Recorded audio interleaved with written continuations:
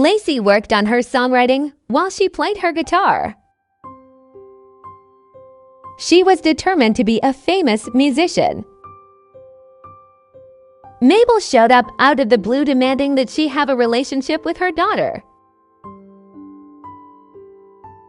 Will was hesitant to allow her around Lacey since she abandoned her.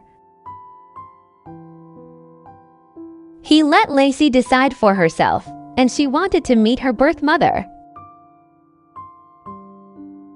Lacey was so nervous but excited to meet the woman she has thought about every day. They even looked alike. The meeting was cut short at Mabel's insistence to leave. Lacey was once again left to wonder why she was never enough for her dinner for the family that night and made all of Lacey's favorites. Carol took charge of speaking to Lacey about how she was feeling. Lacey said that she was fine, just confused as to why her mother wasn't consistent. She excused herself to her room and cried alone in her bed. She was finally ready to open up to the only mom she had ever known. She told her that she was always going to try for a relationship with Mabel, but Carol was her mother, not Mabel. Carol told her she loved her when she felt a sharp pain in her belly that could be a contraction. Will was absolutely freaking out and his wife going into labor. He was so high when Lacey was born that he didn't have the same feeling of panic he did now. Carol evened her breathing and made sure they were actual contractions. When she was sure this was the real deal, they made their way to the hospital. They had twin boys and they named them Vaughn and Patrick.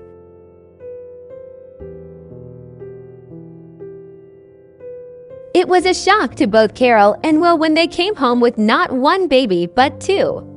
They settled into parenting twins very easily and had a strict schedule with them. They were a great team together, and that only reinforced their love for one another. Both Will and Carol had birthdays coming up, so they celebrated their birthdays together. Happy adulthood to both Will and Carol.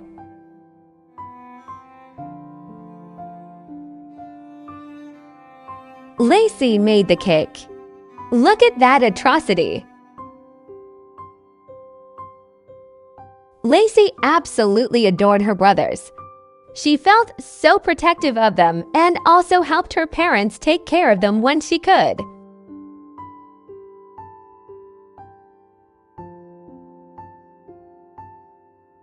Lacey's best friend, Lola, comes over to hang out. They are both musicians and they met at music class. They chatted endlessly about their desire to move to a big city and become famous together. They laughed it off because it was bonkers to think it would become a reality, but Lacey wanted this so badly. This was her dream and she wanted her best friend along for the ride of a lifetime. They joked about moving away forever and becoming famous all of the time, but it wasn't a joke to Lacey, not at all. Lacey told her she was serious about it and was planning to go as soon as her parents agreed. The twins aged up into toddlers.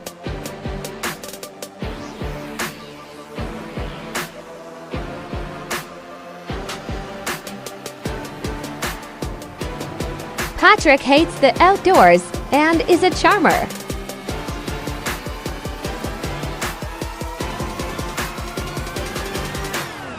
Vaughn is also a charmer and independent.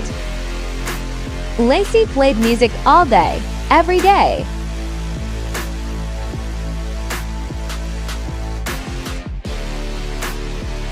She had to be perfect and she had to make music her career no matter how hard it was.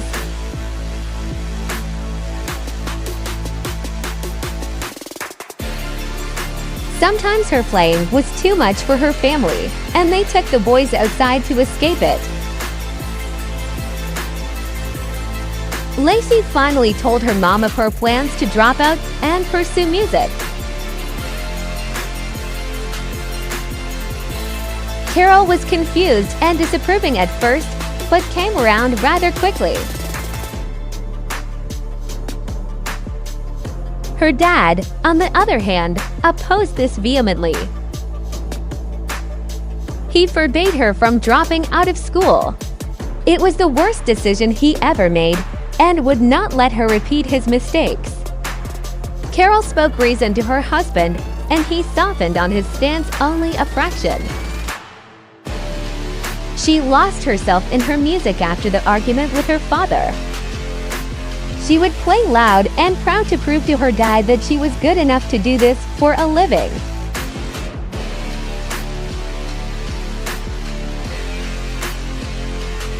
Lola came over on a hot summer's day, and they discussed their plans to move to Las Vegas.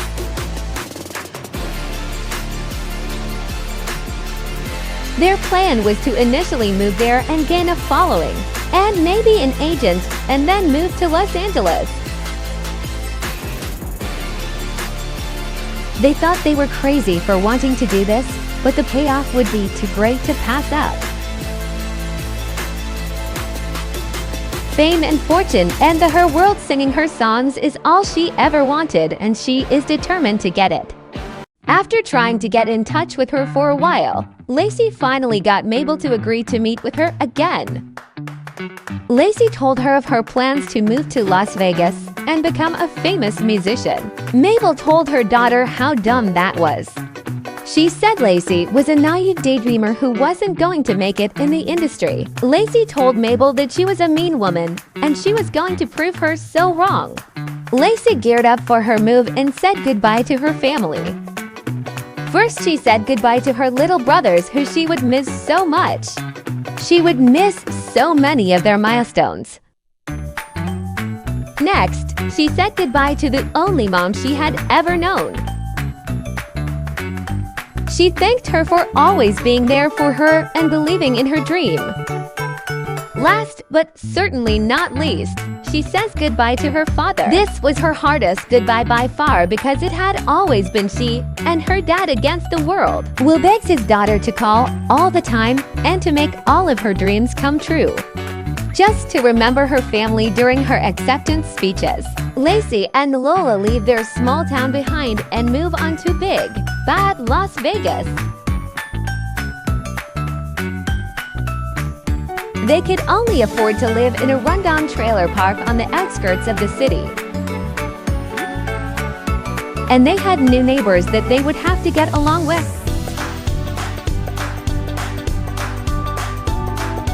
This is Lola's trailer.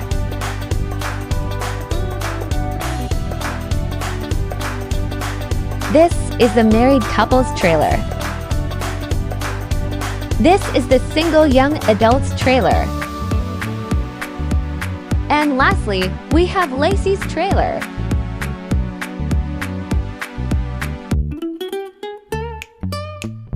The trailer park has a nice communal outdoor space.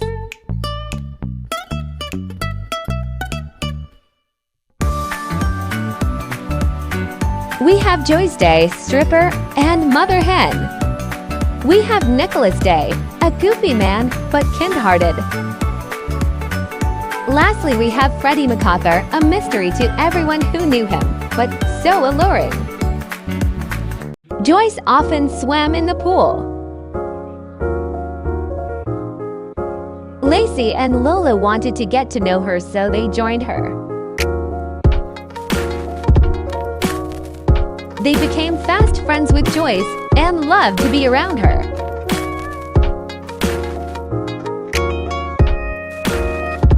Freddie came to join them a little bit later and sat next to Lacey.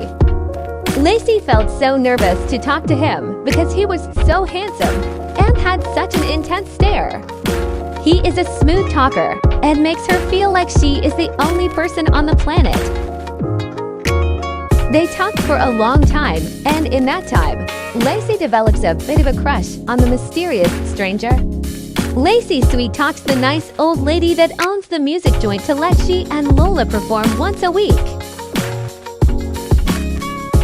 It was such a big break for them since it was the most popular place in Las Vegas. After auditioning, The old lady was impressed and hired them on a trial basis. She felt alive on stage and knew this was her destiny. She and Lola perform every Tuesday night, and it was a dream come true. They were doing it. They don't accumulate very big crowds, but it feels good to perform their original songs for a crowd. They keep the gig for a few months, but aren't getting paid. They exhaust through the money they brought very quickly. Lola informs Lacey that if they don't get paid soon, they will have to move back home because they won't be able to afford the rent at the trailer park. Lacey feels like her dreams are crashing down. Both of the girls' birthdays are coming up, so Lacey bakes a cake to celebrate even though there isn't much to celebrate. Lacey celebrates her birthday with Lola but really misses her family back home. Lola celebrated her birthday as well and wishes for their luck to turn around in Las Vegas. That night, the members of the trailer park celebrate Lacey and Lola's birthday.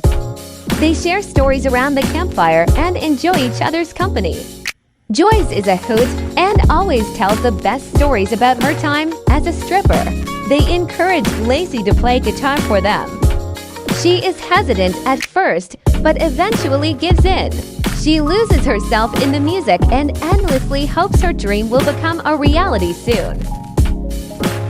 Joyce comes over and hangs out with the girls before her shift. She suggests that the girls get jobs at the strip club she works at to make a little money on the side.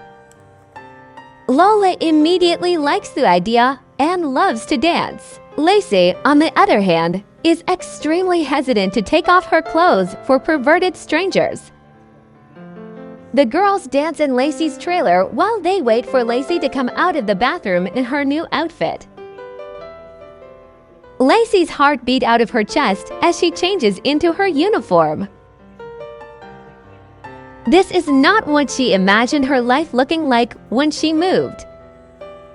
She looked great in the attire, but she was still unsure of going down this path.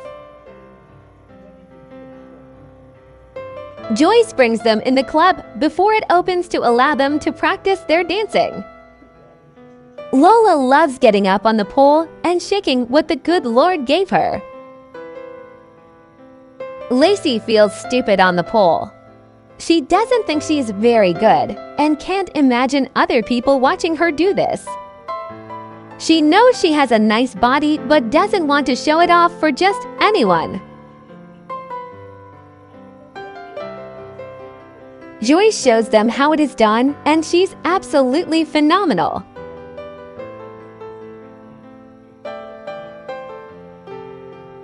She has been working there for years, and it definitely shows because she does moves that Lacey doesn't think is humanly possible. Lacey quickly becomes a crowd favorite because of her above-average chest. This job was so degrading, and she wishes she could just focus on her music. One night, Freddie shows up to see what all the hype around Lacey is about. He likes what he sees so much that he requests Lacey for a private dance. The sexual tension between the two is palpable.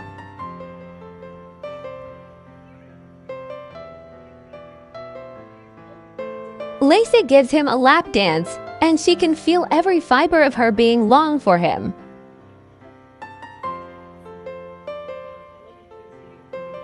He feels the same way as she does, it seems. Freddie becomes a regular at the strip club and watches Lacey all night.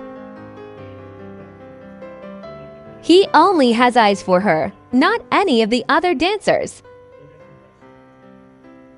In order for Lacey to do the job she does, she had to lean on a substance or two to get her through the day.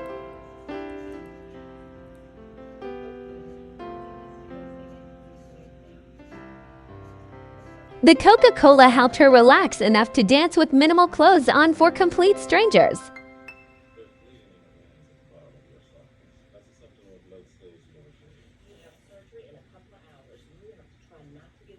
The only thing that made things better is when Freddie would come visit her at work. Their bartender quit soju as volunteered to make the drinks. She was a terrible bartender but looked great while doing it, so the owner kept her there. Sometimes after her shift, Lacey would partake in a drink or two. Freddie began to visit every day and they drank together, but no forward motion was happening in their budding relationship.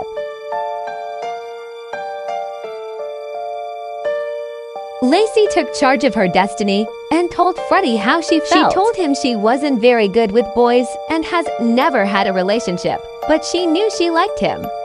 He told her that he's never had a serious relationship before but wanted to explore that with her. He told her she was the most beautiful woman he had ever laid eyes on, and he's lucky that she even gives him the time of day. Lacey tells him he is the only person she has eyes for and only person she would want to pursue romantically. Lacey was over the moon that the man she liked felt the same way about her too. She couldn't shake that feeling of dread she has though. They started a casual relationship together, but things progressed rather quickly. They shared their first kiss outside of Freddie's trailer. They ended up sleeping together for the first time in a tent outside of their trailers. This was Lacey's first time, but she didn't dare tell Freddie that. She wanted him to view her as experienced and desirable. It was special for Lacey, and she would treasure this moment forever. They had sex every chance that they could after that. It was like the floodgates of desire had opened for Lacey. But Freddie never stayed over no matter how much she begged. Freddie brought over another female guest to his trailer. She wasn't there to pleasure him sexually like she thought though. She was there instead to satisfy Freddie's twisted urges. The urges he had had since a child to strangle beautiful brunette women. After that, Freddie was on cloud nine and invited Lacey over to his trailer. Little did poor Lacey know, Freddie unalived a woman right where they stood not even 12 hours prior. He asked Lacey to officially be his girlfriend and she accepted happily. They celebrated their newfound relationship by having sex right where they stood. Freddie waited until everyone was asleep in the trailer park to venture out in the desert. He buried the woman that he unalived and left no trace that he was ever even there. Lacey was so sad at the loss of one of her grandparents. Our great Tommy Goldblum has gone to the other side. Freddie was a frequent flyer at strip clubs in Las Vegas. That is where he found most of his victims. His charming demeanor and attractiveness made it easy to convince unsuspecting women to go with him. His method of choice was to strangle, but he wasn't picky. At the end of the day, he was satisfied as long as he was unaliving a woman. It did not deter Freddie, but instead made the game more eventful. When that happened, he would use the knife he brought with him and end her that way. He buried the nameless woman where no one would ever find her. He played in a tub filling with blood of the woman he had unalived.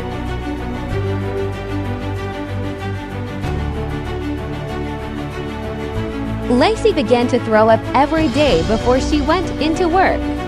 She was worried she had the flu or a chronic illness of some kind. She was so tired after stripping that she would often just go home and sleep. Lola developed a bit of an addiction to the nose candy.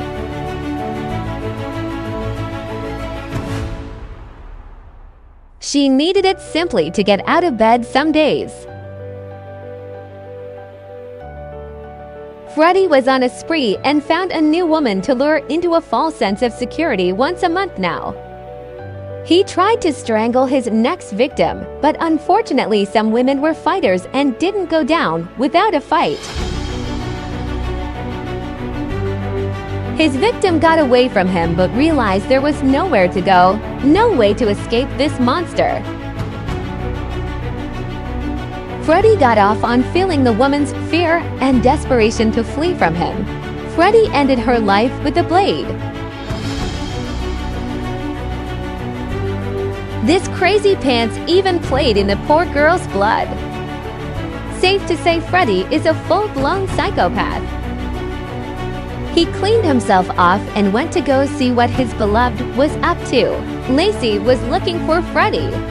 He shares a false account of what he has been up to and tells Lacey how beautiful she was. They share a kiss, and Lacey couldn't be happier that she found such an amazing man. Lolo was not so convinced of Freddy's amazingness though, and Lacey's grandparents are dropping like flies. Lacey kept getting sick in the mornings. She cleaned her toilet and thought of every possible scenario that could be wrong with her. She realized she hadn't gotten her period in a few months. She takes a pregnancy test, but deep in her soul she already knew she was pregnant. It didn't stop her from feeling shocked and scared when those two pink lines showed up. One of the corpses of Freddy's victims was found. Freddy wasn't fazed though and didn't have a care in the world. Lacey checked herself out in the mirror with her work uniform on. She was beginning to show and was worried that the added weight would get her less tips. She needed that money now more than ever. Lola told Freddy she was onto him. She didn't know why, but she was going to figure it out. A new girl started at the strip club and Lacey took her under her wing because she knew how nerve-wracking it was to start this job. Joyce and Lola enjoyed their jobs and loved the attention from the crowds. Uggs will know this piece of garbage, and of course, he's at a strip club. Freddy went to the strip club to visit his girlfriend, but instead watched the new girl. He was intrigued. She was new, so her dancing wasn't the best, but Freddy couldn't keep his eyes off of her. He wanted her to be his next victim. He snuck into the private room after she gave a dance and demanded a dance free of charge. She was reluctant, but something in his eyes scared her, so she did it. He tries to have a conversation with her, but she wanted to leave and get away from him. He wouldn't let her do that and stopped her from getting anywhere ever again. This is happening while Lacey is dancing her little pregnant heart out. She was just promoted to top dancer. He feels the life leave her body, and he is satisfied. Freddy leaves the private dance area like nothing had happened. He watches the end of Lacey's dance and silently waits for the girl to be found. She is found by an unsuspecting man wanting a dance. Somebody found the most recent victim of Freddy's and reported it to the police. Freddy joins the commotion, but is instead admiring his work. Lacey deals with her grief differently apparently. Freddy comforts his crying girlfriend. Freddy really didn't have a care in the world and was confident he would never be caught. Lacey was having terrible morning sickness and has yet to tell the father of her child that she is expecting. She was so scared that Freddy won't want to be around for she or the baby. Freddy comes to her trailer and she tells him the news. Freddy was so happy and excited to become a father. He told her he would be there every step of the way. He is so considerate of Lacey and gave her back massages to make her feel better. Lacey felt so lucky to have such an amazing man to be going through this with. They celebrate the life growing inside of her by recreating how said life was made law. The voices inside of Freddy's head got loud to off Lacey, but he couldn't do that with his seed growing inside of her, so he leaves. Every time Freddy left, It made Lacey so sad. She hated to be alone at night and without her love. Still, she fell asleep without him and dreamt of the life they will have together with their child. Lola is heavy addicted to the nose candy now and was going through withdrawals when she didn't have it. While Lacey is sleeping, Freddie is on the prowl to satisfy his urge to inflict pain. He met a woman and charmed his way into convincing her to go back to his trailer. His demeanor changed as soon as they arrived at his trailer and he became cold and tactful. When she rejected his advances, he put his hands around her neck. This time around, he imagines Lacey's face on his nameless victim. The light left her eyes, and he felt satisfied. The voices dissipated, and he felt so alive, his urge satisfied for the moment. Lacey hangs out with her neighbors, but is always wondering where her Freddie is at. She fuels her body for the growing life inside of her. Lola and Nicholas get in a heated debate over politics and the war. Lacey is let go from her job as a stripper because she has gained a significant amount of weight during her pregnancy. She reaches out to the nice older woman who owns the music club. The woman agreed to let her play a few days a month and get paid for it. This was the break that Lacey needed. She was growing a following of fans of her music, and she could start going places with her music career. Oh, Nick, you silly, stupid man.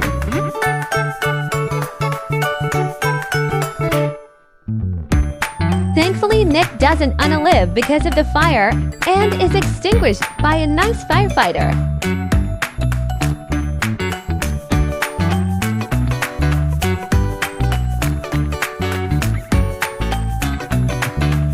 Lola's Coca-Cola problem was getting out of control.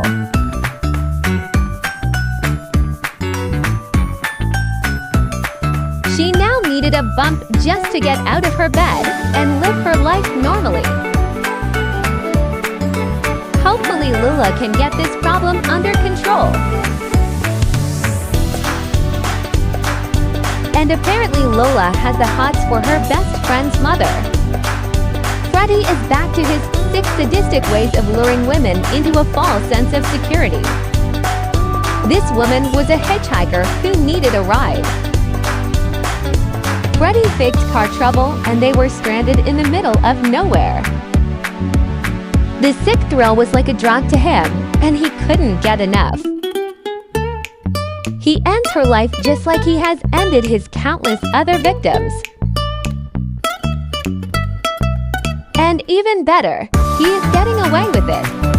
Nobody suspects him. Girl, stop doing Coca-Cola while pregnant. Lacey participates in more self-care by taking a warm bath. Freddie meets an attractive woman while out on the prowl. His neighbors are hanging out a trailer away and do not suspect a thing. He brings her back to the trailer park because he feels invincible. He doesn't think he will ever get caught. He was feeling extra frisky, and the woman was receptive to his advances, so he keeps it going. It wasn't cheating if he was planning on unaliving her, right? He charms the pants off of this woman literally and does something that he has never done before, has sex with one of his victims.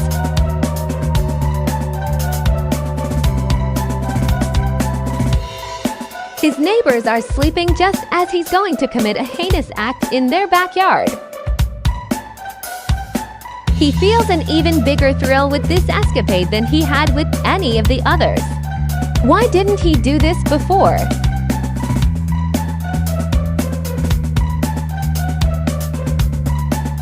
The relaxation and complete satisfaction he feels now is unmatched to any of his previous unalivings.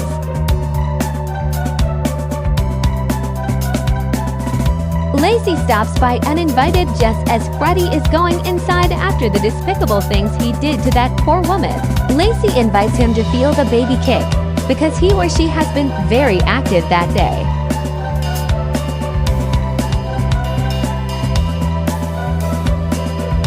Lacey whispers that she is in love with him, and Freddie says it back.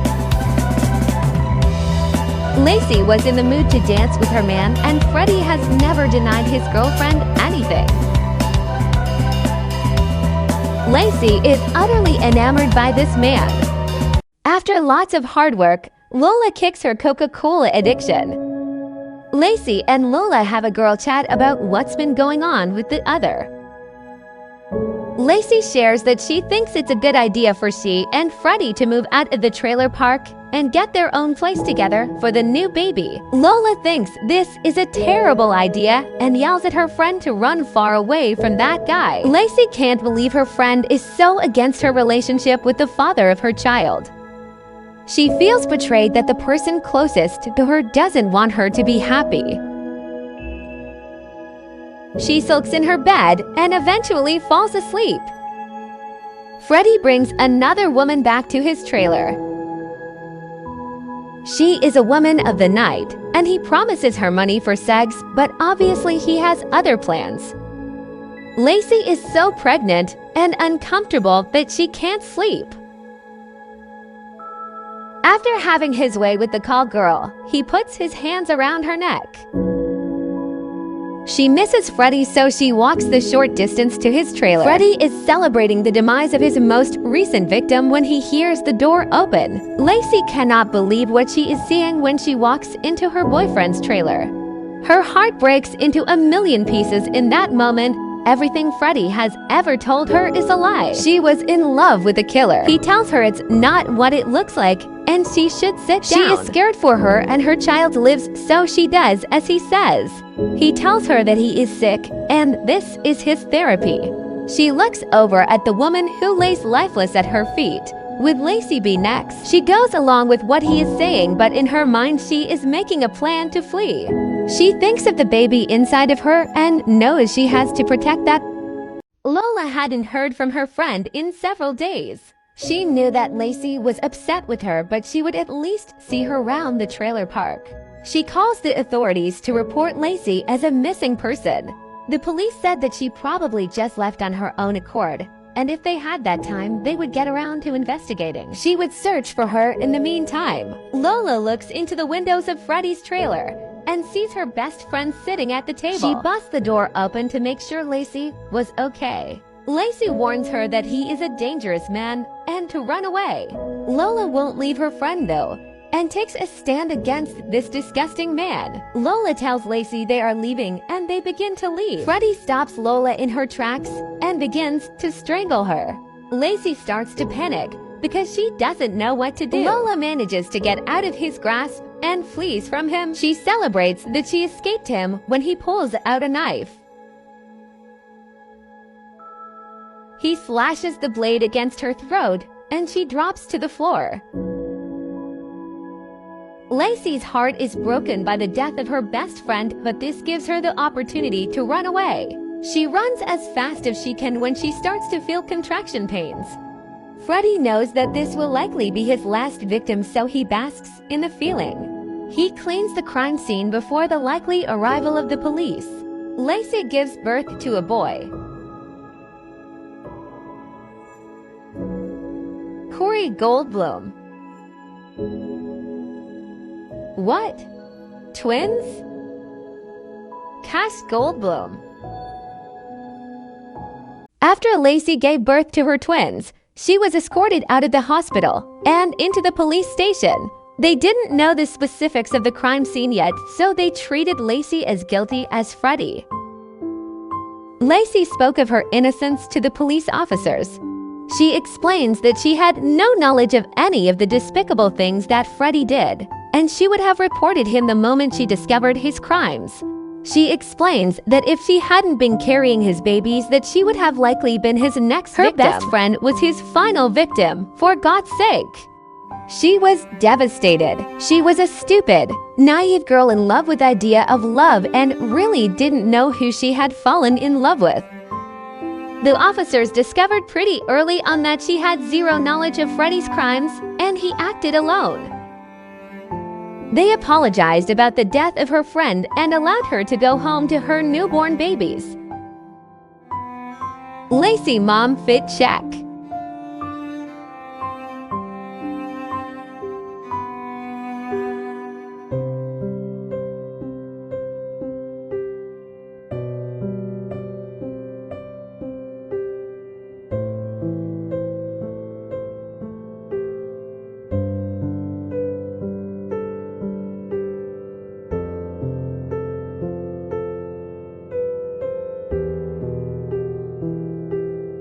Once all of the evidence was found and the bodies were discovered, Freddie was sent to prison and pleaded guilty to all counts. He was sentenced to death row and would be executed. Lacey was granted a visit with her murderous ex. She wanted to look him in the face and tell him that he had two boys that he would never ever meet. She would tell them that their dad was unalived in a car accident to save them the pain of knowing their dad was a monster. She tells him that because he ruined his life and countless others doesn't mean she is going to let him do that to her or her children. She tells him that she will see him one more time in his miserable life, and that would be when they executed him. She couldn't wait to watch him fry in that electric chair. Freddie is crushed that Lacey isn't standing up for him. He was always loyal to her and gave her children. He really is all alone. Lacey moves back to her hometown, but in the city. She wanted to be close to her family, but still be able to grieve the loss of her best friend and the loss of what she thought her life was going to be. She got a big apartment with the help of her parents so that her boys wouldn't live in squalor.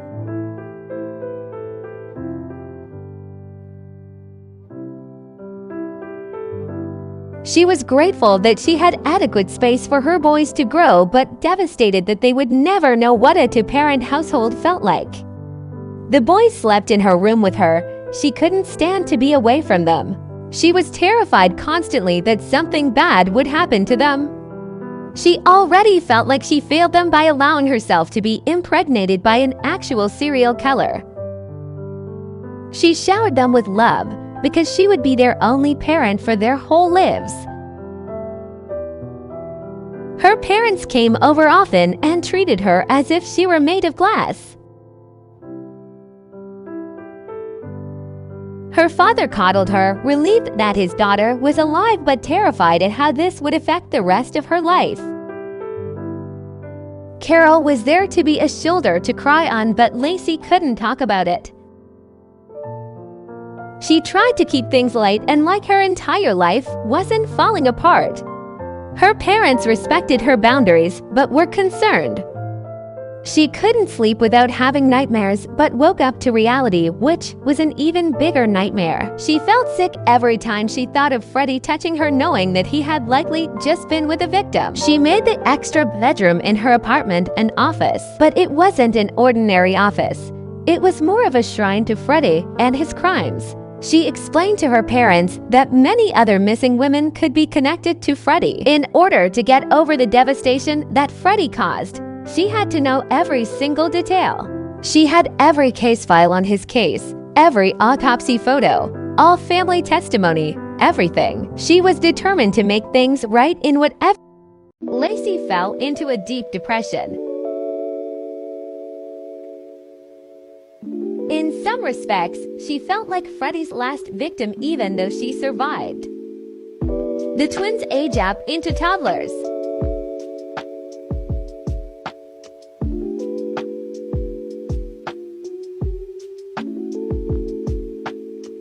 Our heir is angelic and independent. It was a bittersweet feeling for Lacey because they will soon talk and ask questions that she won't know how to answer.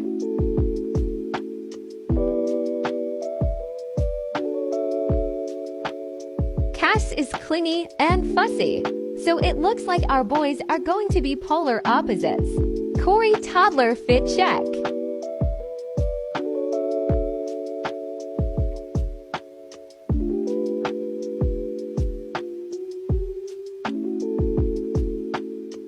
Corey's favorite toy is the cars at trucks. Cash Cash's favorite is to play with his mama. Lacey tried cooking as a way to steady her racing thoughts. It helped sometimes, and she also made lots of leftovers for the boys to eat. Her food tasted good, but it didn't fill the void she felt in the pit of her stomach at all times. Cash likes to pretend he is on the phone with his grandparents. He would tattle on his mama for not paying enough attention for his liking. When Corey felt tired, he didn't want to disturb his mom, so he slept on the rocking horse, which quickly became his favorite spot to nap. Bedtime for the twin toddlers was a tedious task for Lacey. She wished she didn't have to do this all on her own.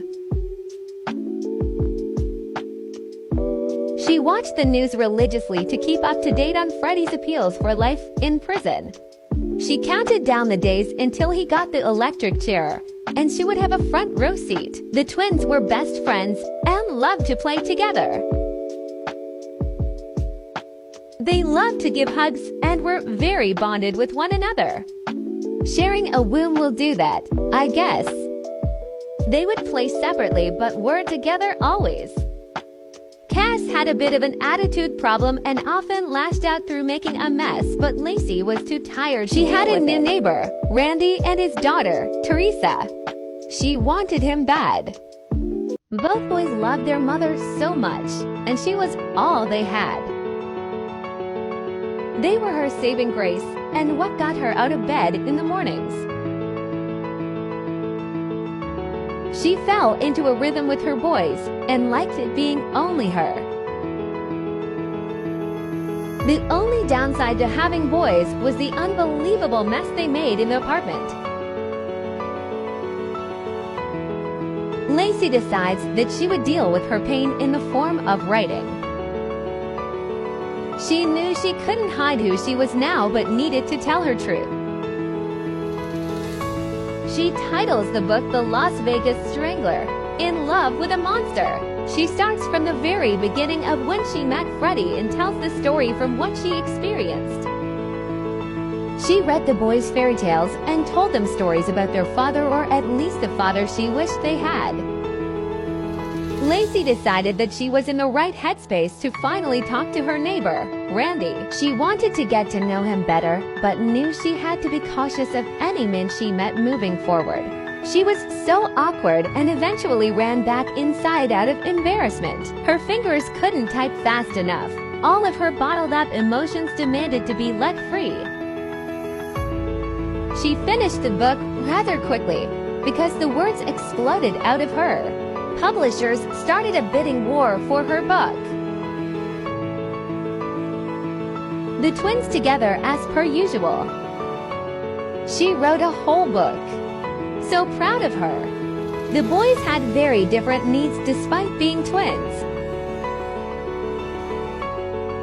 Cash needed love and comfort from his mama.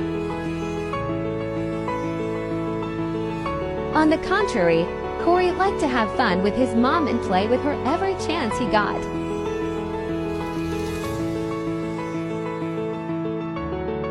Randy invited Lacey over to his apartment to get to know her better. She was extremely transparent with her past and the paternity of her boys.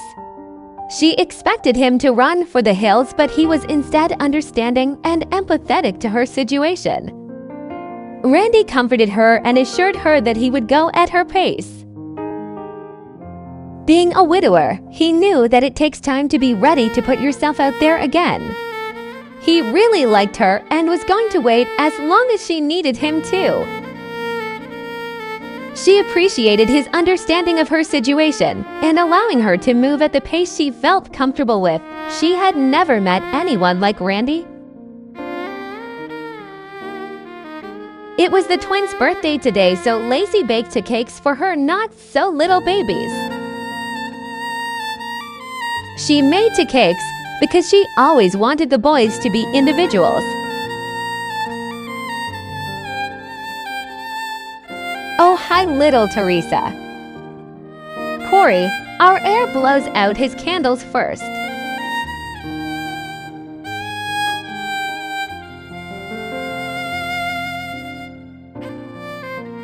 Corey is a Taurus, lactose intolerant, and a perfectionist.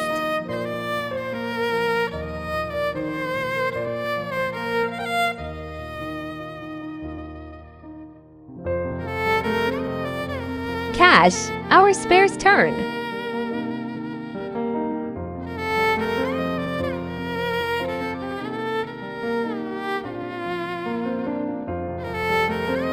Cash is apparently a Libra, hates the outdoors, and good.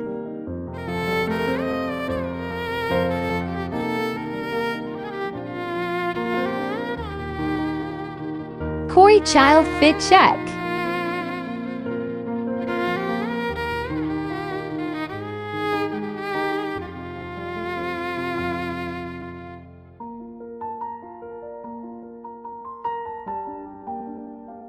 Carol is pregnant again and apparently angry as hell lol. Randy stuck around after the birthday party to help Lacey clean up. They got to talking and Lacey felt she was ready to move on finally from the Freddie chapter and to move into her Randy chapter. Although she was extremely wary of trusting another man, she felt comfortable with him. She was falling for Randy so fast, and he had so many qualities that she wanted in a life partner. Randy finally made a move on Lacey. Things progressed very quickly, and they snuck into the laundry room to get it on, not wanting to scar their children for life. Corey preferred to work on science-related things and learn, whereas Cash liked to express himself with his art.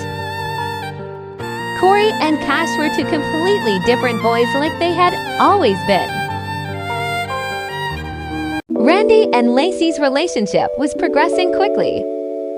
Lacey sits her boys down and informs them that she and Randy are dating. They were so happy for their mama and liked Randy being around.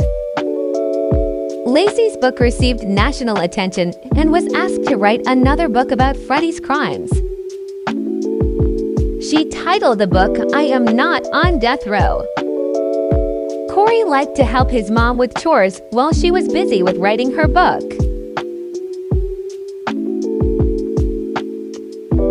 Corey and Cash were really close and were each other's hype-up guys.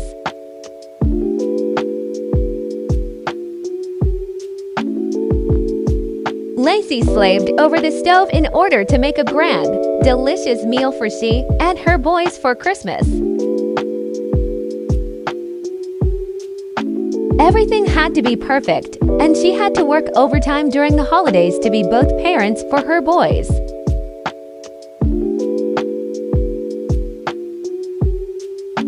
Cash had an active imagination and often played scenarios of what it would be like to have his father around. It was Christmas time at the Goldblum apartment, and Lacey invited Randy and his daughter to join them. Lacey felt weird yet so grateful to experience what a normal family does at Christmas time. They all stood around the tree and ignited the lights.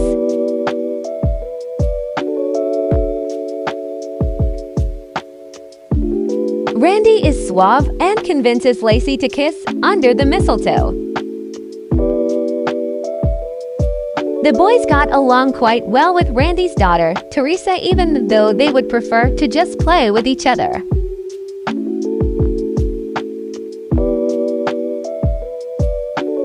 During the night, Randy and Lacey put out presents for the kids to open in the morning.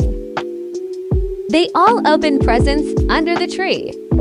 Money was tight, so each member only received one gift, but they were okay with that.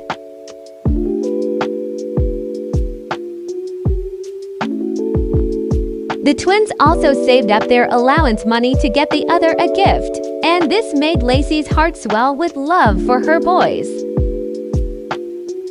She raised her boys well despite genetics working against her. Randy and Lacey's relationship blossomed with each passing day. Lacey didn't know that this is what real love felt like, and she couldn't get enough of it. She was so blessed with her boys, but she wishes she would have met Randy years ago, and they could have had their fairy tale romance when they were young. This is the soulmate kind of love that she had seen from her parents and had always longed for. It was an added bonus that their sex was mind-blowing for them both. Freddie was bad in the sack lol. Poor Teresa saw more than she needed to see. Randy and Teresa move into the Goldblum's apartment.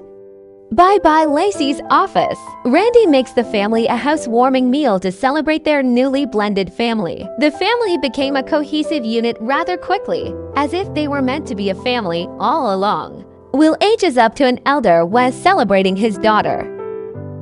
It was the first snow of the year, so the family decides to have a fun family day. The boys gang up on Teresa during their snowball fight. It was all in good fun. They already viewed her as their sister to pester. The lovebirds build a snowman together and giggle like children while doing so. They were so in love with each other, and Lacey didn't think she'd ever get this opportunity of true love. The kids made snow angels together. Adorable. She clung to Randy, scared that if she let go, he would disappear. Randy felt the same way about Lacey, and more so he asks her to spend the rest of their lives together. Lacey couldn't believe what she was hearing and accepts the marriage proposal with tears in her eyes. She was finally getting her happily ever after with a great man. The twins were so happy for their mom and liked Randy as a father figure.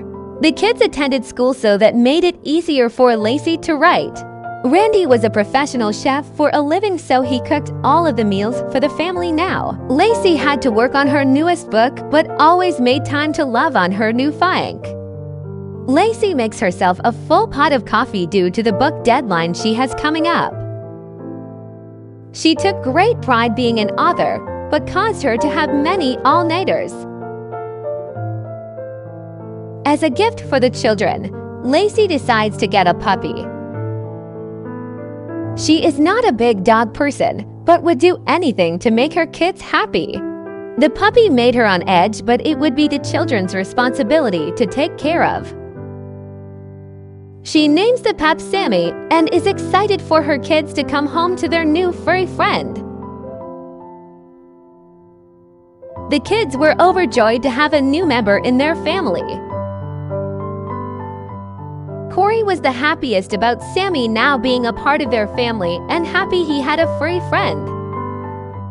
Randy and Lacey have their fairy tale wedding in the middle of a winter storm. The weather conditions weren't ideal, but that didn't stop them from celebrating their love. Lacey finally had the man of her dreams, and she wasn't going to let a little snow get in the way of that. Lacey decided to keep her last name for her writing career, as she had already made a name for herself as a Goldblum. Introducing Mr. and Mrs. Randy Jacobs and Lacey Goldblum. The couple celebrated their nuptials at home, not able to afford a honeymoon. The lack of honeymoon didn't stop them from having an amazing night. Randy played the piano and Lacey sang, which she hadn't done since Las Vegas. It felt good to be singing again, and she regrets letting Freddie take that from her too. Lacey felt so happy and grateful to have finally married such a good man. Their lives would only get better from here now that they were married.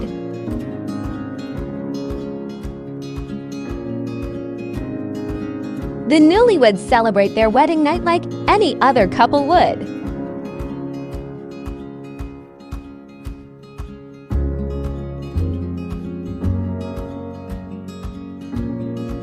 As you can see, both thoroughly enjoyed themselves. Sex was something so much more with Randy than it ever was with Freddie. Lacey cooks a meal for her new blended family, but has an overwhelming urge to vomit at the smell.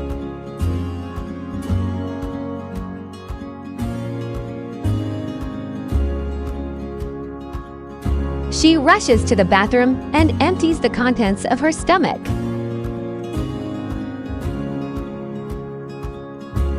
Randy becomes super stepdad and sprays for monsters under the kiddos' beds. Lacey was in tune with her body and knew something wasn't right, so she takes a pregnancy test.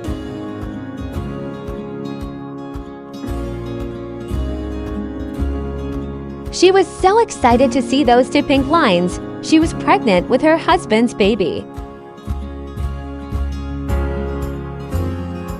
Being pregnant absolutely knocked Lacey out. Cash and Teresa gushed about a new sibling and excited that their blended family was about to be even more blended.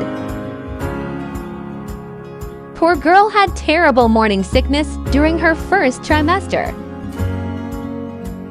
Lacey found out the news that Freddie was being put to death via electric chair very soon. They moved his execution date up. Lacey was absolutely fuming because she wasn't at least informed. Peep that beautiful wedding ring! Just as Lacey promised, she has a front row seat to Freddie's end of life. He looked at her once before they turned on the chair.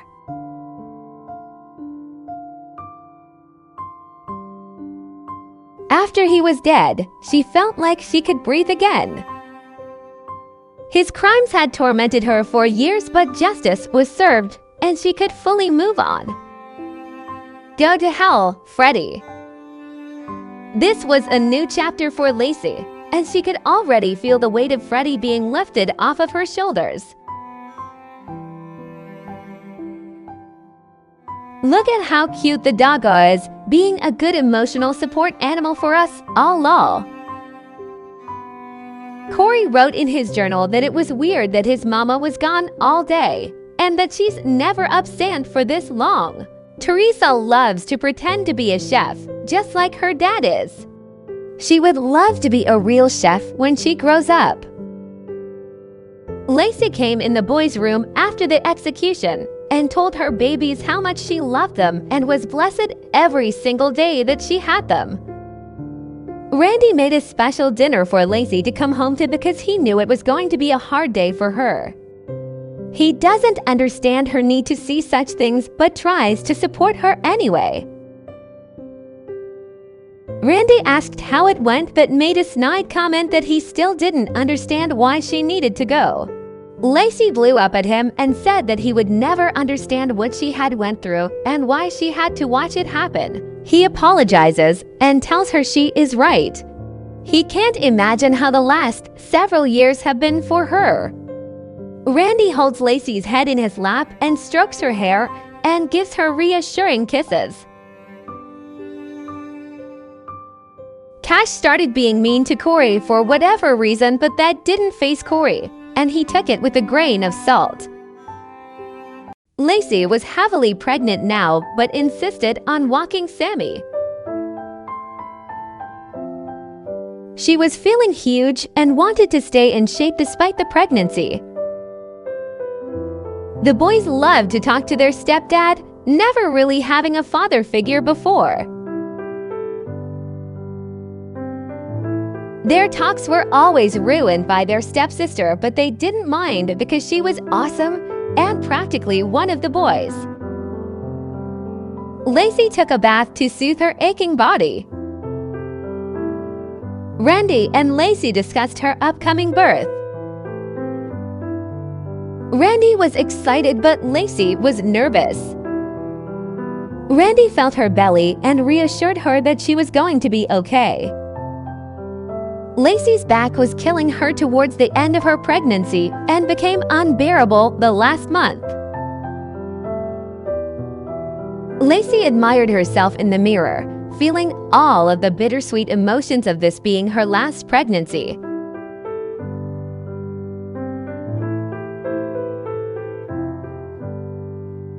While looking into the mirror, she felt what she recognized as a labor contraction.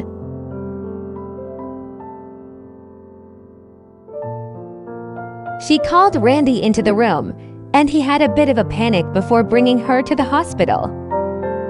Her contractions were fierce and located in her back this time, which made them even more intense. She focused on her breathing and wanted to try to do an unmedicated birth.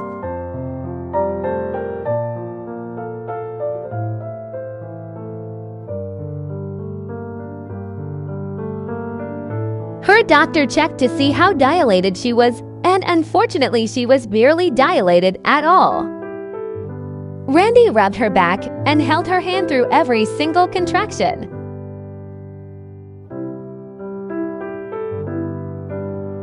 While on the birthing ball, Lacey's water broke, which was a positive sign in her labor progression. Her primal instincts kicked in and she became so focused to birth this baby. She was determined to deliver this baby with minimal intervention from her doctors, so she bounced on the birthing ball and went for walks.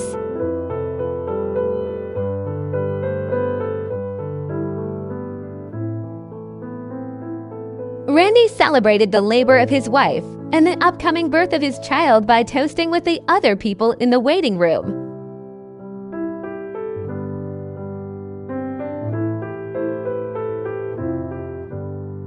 Randy assured his wife that she was doing great.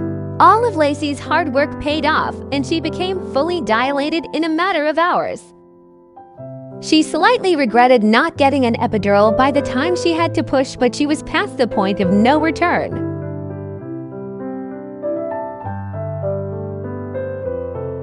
But by that point, she was so focused and excited to meet her baby that she pushed through the pain and focused on the end goal.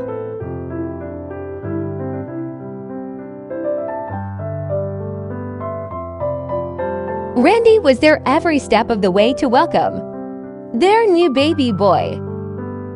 They decided to name their son Spencer, and Randy allowed her to give him her last name. She was slightly disappointed that she didn't birth a girl, but she looked at her little Spencer, and suddenly that didn't matter to her. She had a happy, healthy baby, and that's all she could ask for. Immediately following the birth, Randy aged up into an elder. Lacey was in love with her sweet boy and thankfully had no problems with breastfeeding. Randy chatted with Teresa, who felt a little left out since the new baby was born. Today is the day for all the birthdays. She made a birthday cake for all of the kids and ignored her own birthday.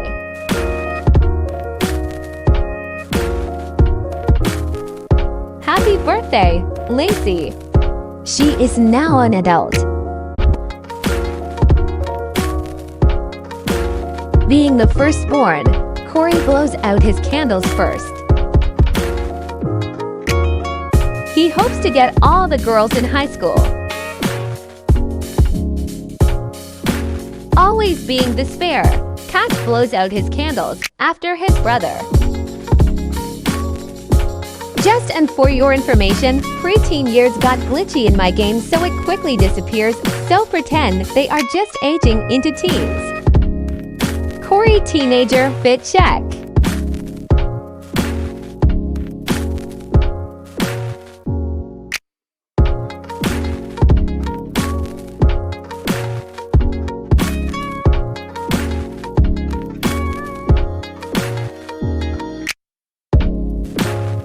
Teresa made a friend in school, and her name is Kendra Shannon.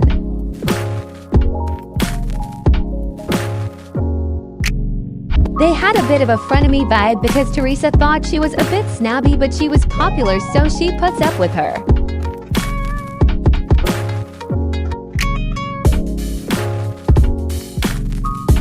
They do what every high school girl group does and gossip about boys, and they discuss which boy in school is most kissable.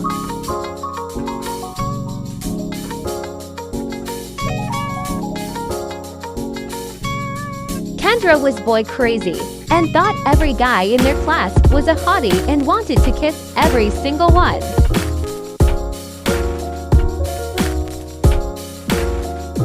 Corey was a big fan of babies and wanted to help his mom in any way he could.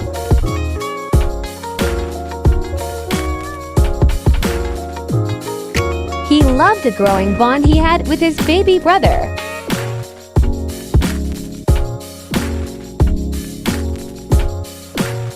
The twins also made a friend at school named Jonah.